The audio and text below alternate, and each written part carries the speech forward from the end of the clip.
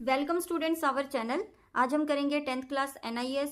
जो हमारा पत्र प्रीवियस वीडियो में रह गया था आज उसको हम कंप्लीट करेंगे, ठीक है। और ये जो है परीक्षा की दृष्टि से महत्वपूर्ण है, तो हम वीडियो की शुरुआत करेंगे ज़्यादा उसको लंबा ना करते हुए। तो मैंने पिछले वीडियो में आपको बताया था कि आपके मित्र को आपने लेटर लिखना है, ठीक है। जन्म दिवस से उपलक्ष्य में लेटर लिखना है, ये लिखा हुआ है, ठीक है। जन्म दिवस और लक्ष्य उपलक्ष्य यानी कि जन्म दिवस के अवसर पर ये जो एड्रेस दिया गया है, ये एड्रेस जो लेटर लिखने वाला है उसका आता है। जब आप लेटर लिख रहे हो तो आप यहाँ पे एड्रेस अपना लिख सकते हैं, ठीक है। क्योंकि यहाँ पे देखो कोई एड्रेस उन्होंने दिया नहीं। अगर मान लो यहाँ पे दिया होता कि आपका नाम जो है राम है और आप दिल्ली नगर में रहते हो, ठीक है। आपका दोस्त जो है श्याम है और आपने उसको एक लेटर के द्वारा उसको नए जन्मदिन की शुभकामनाएं देनी है, तो यहाँ पे जो एड्रेस दिया जाता है वो लिखना है।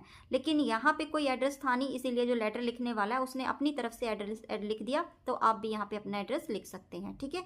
उसके बाद है प्रिय मित्र सत्य। प्रिय मित्र सत्य, अब यहाँ कोई नाम था नहीं तो स्वयं उसने क्या किया, अपने मित्र का नाम लिख दिया। सस्नेह नमः, उसने सस्नेह कहा है, स्नेह से नमः यानी नमस्कार, तो यहाँ पे तुम क्या कर सकते हो, नमो नमः, ठीक है। आगे देखेंगे, ये थोड़ा सा लंबा वर्ड है, नहीं समझ आएगा। जन्म, फिर उसके बाद है दिवस, ठीक है। और यहाँ कर दो अवसरे, 3 वर्ड मिलके बन गया ना, जन्म दिवस अवसरे। ऐसे पूरा लिख दो, क्योंकि संस्कृत जो है वैसे हिंदी के जैसी ही है। जन्म दिवस अवसरे तव सौख्याम, तव यानी तुम्हारे दोस्त, सौख्या का मतलब होता है दोस्त, सखा। दीर्घ आयु, तुम्हारी दीर्घ आयु हो। स्वस्थ जीवनाए, अच्छा जीवन हो। च ईश्वरे प्रार्थे, और ईश्वर से मेरी यही प्रार्थना है, ठीक है। मम हार्दिक शुभकामना, मेरी हार्दिक शुभकामना है। फिर उसके बाद है वर्धप प्रधापनानी, यानी कि तुम हमेशा ऐसे ही बढ़ते रहो। फिर उसके बाद है चा का मतलब होता है और। स्वीकरु, स्वीकरु यानी कि स्वीकार करो, ठीक है। तो आपने क्या करना है, ये 2 लाइनें जैसे भी हो आप याद कर लेंगे, बिल्कुल रट लेंगे। उसके बाद तब तुम्हारा अभिन्न हृदय, अगर ये नहीं लिख पा रहे हो तो सीधा लिख देना तव मित्र, तुम्हारा मित्र कौन है, यहाँ पे अपना नाम आ जाएगा, सॉरी। तव मित्र प्रदीप कुमार, इसने अपना नाम लिखा है, तुम अपना भी लिख सकते हो क्योंकि रूपस ने दिया नहीं। अब देखो बेटा क्या होता है, ये तो था बधाई के लिए, ठीक है। अब मान लो इसी की जगह पे आ जाए कि आपको नव वर्ष की बधाई देनी है, ठीक है। तो यहाँ पे आपने सिर्फ ये वाला वर्ड चेंज कर देना, यहाँ नव वर्ष लिख देना, ठीक है। नव वर्षस्य अवसरे, नव वर्ष के अवसर पर ये सारा जो है, तो सखिया दीर्घायु, तुम्हारी दीर्घायु हो, स्वस्थ जीवन हो, ईश्वर प्रार्थना है, ऐसे ही बढ़ते रहो, बस। क्योंकि ये अच्छी बातें ही तो बोली गई हैं उसको आगे बढ़ने की, एक इसी वर्ड पे पूरा का पूरा ये लेटर चेंज हो जाएगा, ठीक है। तो आपको बहुत अच्छे से करना है, और मैंने कितनी जल्दी आपको देखो 2 लेटर करा दिए हैं। अगर आप इस लेटर को अगर करके आ गए, अगर चेंज होके आता है तो आप नव वर्ष के उसमें भी इसको कर सकते हैं, ठीक है। समझ आ गया आपको अच्छे से। नेक्स्ट देखते हैं।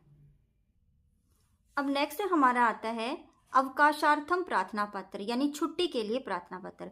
ये जो है पूरा का पूरा सेम, आपको पता ही है हिंदी में जो लिखते हो उसमें कुछ भी करने की जरूरत नहीं है, सिर्फ विसर्ग लगा के और इसको पूरा कर देना, ठीक है। उसके बाद विषय, विषय आपका पेपर में आ ही जाएगा कि छुट्टी के लिए प्रार्थना पत्र, वहीं से उठा के आपने क्या करना है, अवकाशार्थम प्रार्थना पत्र, बस यही लिख देना है। फिर आपने ये भी आपको आता ही है महोदया लिखना, सविनय निवेदन, यह है कि ऐसे करके लिखते हैं ना आप लोग, तो आपने क्या करना है, ये अपना भी यहीं पे महोदया सविनय निवेदनम अस्ति, महोदया सविनय निवेदन अस्ति का मतलब यह है, यत अहम मैं अधः सहसा, सहसा का मतलब होता है अचानक, ज्वर पीड़ित, ज्वर से पीड़ित हूँ, ठीक है। ये लिखा है ना, मी है अस्मि, अस्मि का मतलब होता है मैं ज्वर से पीड़ित हूँ, ठीक है। अतः विद्यालयम असमर्थ अस्ति, ठीक है, मैं विद्यालय आने में, अतः विद्यालयम। उसके बाद देखो यहाँ पे लिखोगे, रह गया था आगंतुम, आगंतु का मतलब होता है आने में, असमर्थ, असमर्थ, उसके बाद क्या आ जाएगा, अस्मि, ये है अस्मि, ठीक है। असमर्थ हूँ कि मैं विद्यालय आने में असमर्थ हूँ। कृपया मम, कृपया कर मुझे 5 दिवसानां, 5 दिन का अवकाशम स्वीकरन्तु, मेरा 5 दिन का अवकाश जो है उसको स्वीकार करें, धन्यवाद, ठीक है। उसके नीचे डेट डाल देना, ठीक है। और साथ में आपका नाम आ जाएगा, भवदीय शिष्या, फिर आपका नाम आ जाएगा, कक्षा, और ये, ठीक है। इसको नीचे लिख देना, इसको ऊपर कर देना, ये आपका लेटर कंप्लीट हो गया, ठीक है। तो इसमें देखो कुछ ज़्यादा बड़ा नहीं था, सेम वही था, एक बार याद करके जरूर जाना, क्योंकि पिछली बार अप्रैल में ये वाला लेटर आया हुआ था छुट्टी के लिए प्रार्थना पत्र, तो इसको ध्यान से करना। और अगर आपका आ जाता है, देखो अवकाशार्थम प्रार्थना पत्र, अवकाश के लिए प्रार्थना पत्र, ठीक है, तो ये आपको कर देना है। और बेटा इसी के अंदर मान लो दूसरा लेटर आ जाए कि जो है आपको छुट्टी चाहिए, आपको अति आवश्यक काम है, तो यहाँ पे आप लिखोगे अति आवश्यक कार्यम प्रार्थना पत्र। अति आवश्यक लिख दोगे ना तो यही प्रार्थना पत्र हो जाएगा। नीचे क्या चेंज करना है कि सविनय निवेदम अस्ति, फिर यहाँ पे क्या हो जाएगा, ये वाली लाइन हटा के, ठीक है, ये वाली लिख देना। क्या लिखोगे, सविनय निदम इदम अस्ति अतः अति आवश्यक कार्यम मम अस्ति, ठीक है, तो अहम विद्यालय आगंतुम असमर्थ अस्मि, मैं विद्यालय आने में असमर्थ हूँ, कृपया कर मुझे 5 दिन का अवकाश दे, ठीक है, इतना ही चेंज हो जाएगा, बाकी उसको कुछ नहीं करना, ये हमारा ठीक है। चलो नेक्स्ट भी देख लेते हैं। अब अगला देखेंगे, भाई के विवाह के लिए छुट्टी। सेवायाम सेम चीजें लिखते नहीं है, वही वाली जो पिछले लेटर में किया था। विषय होगा हमारा भ्रातु विवाह अवकाश, भाई के विवाह के लिए प्रार्थना पत्र, ठीक है। आगे देखेंगे, महोदया सविनय निवेदम अस्ति, सविनय निवेदन यह है, मम ज्येष्ठ, ज्येष्ठ का मतलब होता है बड़ा, भ्रातु भाई, विवाह दिनाके 10/4/24 मैंने लिखा है, आप कोई और लिख देना, निश्चित कि 10 तारीख को मेरे भाई का विवाह निश्चित है। एतत् कारणं, इसी कारण अहम विद्यालयम अगंतुम असमर्थ है, ठीक है, कि मैं विद्यालय आने में समर्थ नहीं हूँ, असमर्थ अस्मि, मैं विद्यालय आने में समर्थ नहीं, कृपया मम 5 दिवसीय अवकाश स्वीकरतु, कृपया कर मेरा 5 दिन का जो है अवकाश जो है उसको स्वीकार करें, ठीक है। तो देखो मैंने जितनी भी इसमें लाइनें लिखवाई ना आप लोगों को, वो लाइनें सारे के सारे लेटर में सेम है, जितने भी छुट्टी वाले हैं।